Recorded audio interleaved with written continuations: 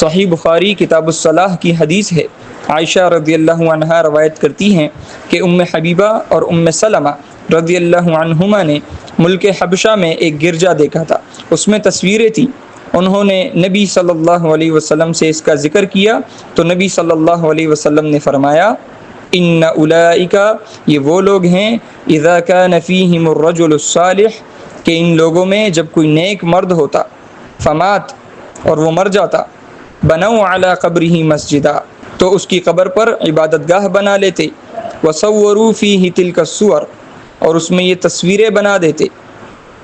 فاولئک، پس یہ لوگ شرار الخلق، بدترین خلق ہوں گے،